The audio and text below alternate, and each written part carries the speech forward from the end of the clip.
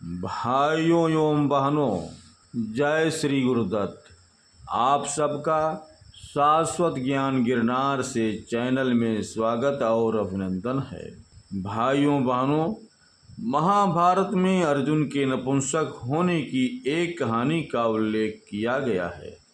जब पांडव 14 सालों के वनवास पर थे, तब अर्जुन अस्त्र शस्त्र हासिल करने के लिए इंद्र के पास गए। वहाँ अर्जुन 2 वर्ष तक रहे थे।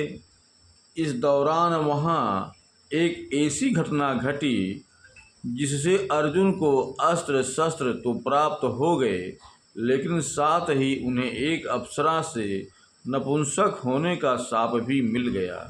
आइए जानते हैं महाभारत के महान गांडीव धुरंधर अर्जुन को कैसे मिला नपुंसक होने का शाप।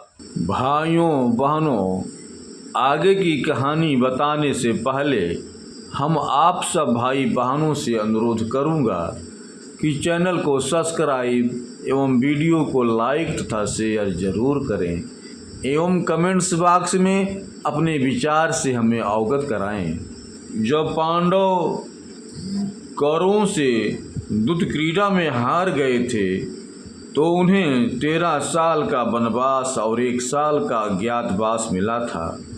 वनवास के दौरान युधिष्ठिर को आभास हो गया था कि अगर वे अपना वनवास पूरा भी कर लेते हैं तो भी धूर्त दुर्योधन उन्हें हस्तिनापुर राज्य वापस नहीं देगा।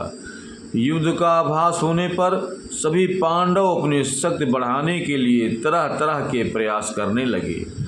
युधिष्ठिर ने अर्जुन को इंद्र के पास अस्त्र शस्त्र लेने के लिए कहा।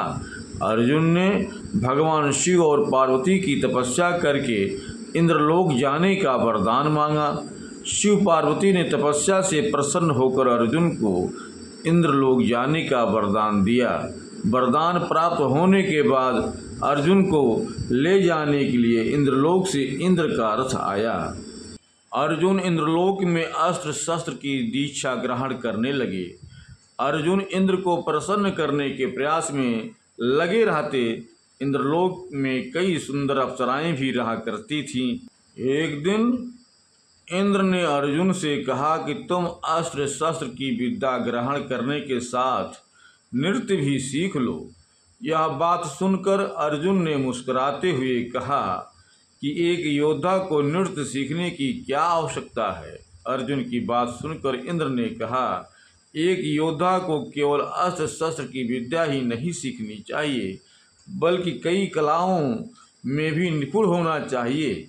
इंद्र की बात सुनकर अर्जुन अप्सराओं की नृत्य शैली देखते रहते थे। अर्जुन इंद्र के आदेश पर नृत्य की बारीकियां जानने के लिए अप्सराओं को नृत्य करते हुए देखते थे। यह देखकर उन अप्सराओं में से एक अप्सरा उर्वशी अर्जुन पर मोहित हो गई। एक दिन उर्वशी पूरी तरह से सुसज्जित होकर अर्जुन के पास गई और प्रेम निवेदन करने लगी।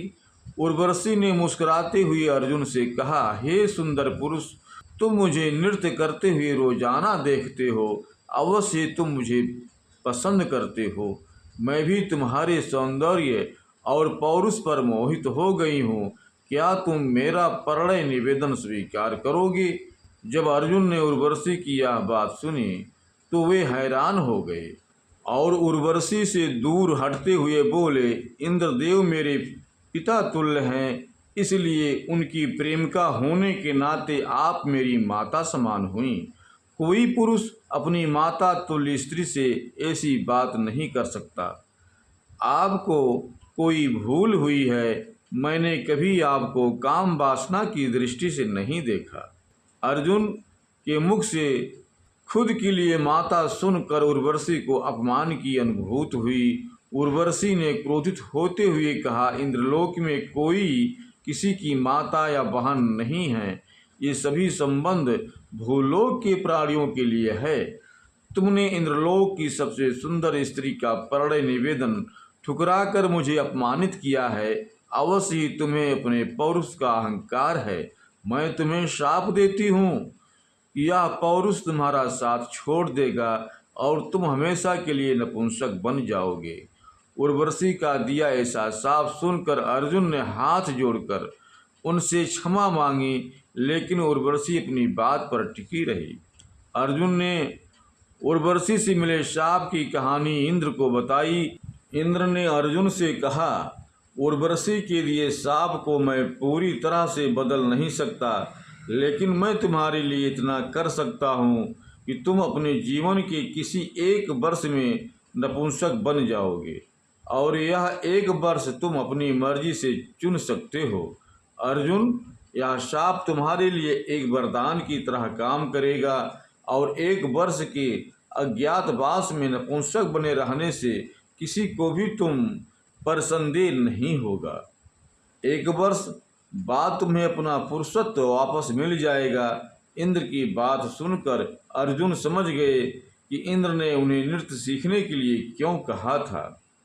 पांडवों ने द्रौपदी सहित अज्ञातवास मत्स्य देश में राजा विराट के यहाँ व्यतीत किया।